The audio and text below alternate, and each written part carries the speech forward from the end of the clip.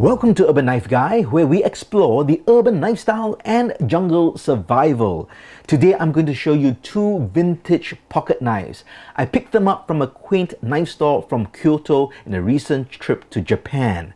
And these knives are 40 years old. This was manufactured or released in 1980, this in the 1980s, the early 1980s. So I'm really excited to show you how they've stood up to the test of time.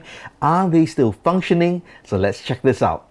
First, if you watch this channel regularly but have not subscribed, please do so to help the channel out. Thanks. The knife on top is made by Shrade and it's called the Covered Wagon commemorative issue. And this is a Stockman knife, which means it has 3 blades. Now this is also a Stockman. It's called the Squire Stockman for a brand called Explorer, which is actually an American release, but this knife was manufactured in Seki, Japan, which is a very known knife making town. So let's check out the Shrade first. So it's got this nice looking board. It's cardboard but made to look like wood. You have that registration card over here. You can see still really mint condition. Now I must say the vintage knives that were from the store all kept in very good condition, including the boxes. So that's really nice. And here we have the knife itself. So here we have these feel like nylon scales, definitely some kind of a plastic. We have the Covered Wagon shield over here. Hard to kind of discern, but there you see the horses and the covered wagon. So very nice long shield. You got these nickel bolsters, the pins, fit and finish is fine, brass liners, and with Stockman's you have 3 blades. That's a pretty stiff pull. I'll give this maybe an 8 out of 10, and this of course is a slip joint, so no locking mechanism. We have here some of the billboarding, the Covered Wagon Limited Edition, made in the USA. And I believe this is 440C steel, or maybe A, but 440 steel. And let's have a look at the other blades. For being, 23 years old, I'd say the condition's pretty good. It's been sitting in the shop maybe for that long. Have to clean it up a bit. That's the spey blade. And here we have the sheepsfoot blade. Let's get that there. Yep. Nice sharp blade. Overall, still very good action. That's pretty nice. Now let's have a look at this Explorer. So this is the Squire Stockman, much more simple box. And this is 440 stainless steel as well.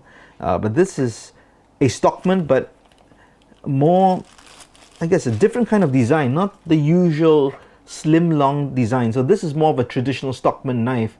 This one over here, a very unique staghorn handle. Love that texture. It's also really thick. Now Stockmans generally aren't that thick. So this is really an interesting knife over here. Just feels like a traditional handmade knife. Now let's check out the blade. Strong pull as well. We'll give this a maybe 8.5. Action not as good. Bit of stiffness. Maybe again it's been sitting in the shop for 40 years, so might have to clean and oil that out a bit. That font, not very nice, I think, in terms of the billboarding. That could be done better. But then we have the Explorer. We've got 440 stainless steel, Japan. So this was made for the export market.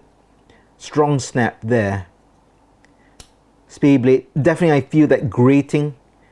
Maybe there's a bit of rust on the inside. That I'll have to try to see if I can clean that out. This is slightly better. So definitely it's probably not the make or fit and finish. It's really just the dirt and grit and rust that might have just formed over time. But really like the look of this knife. Now, two completely different knives. Hard to really make a direct comparison. I got these because they were vintage knives. I was looking for, some souvenirs, and I didn't even know I would find a proper knife shop in Kyoto, but I did, and pretty good knives there, but he definitely had a lot of more vintage knives, some not in very good shape.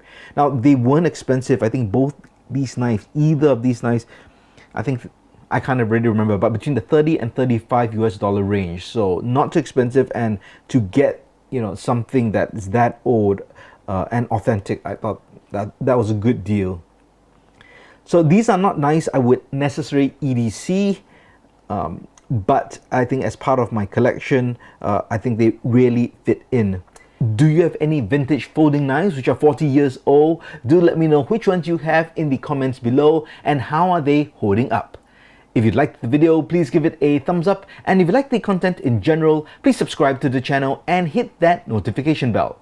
Thanks for watching. Talk to you soon.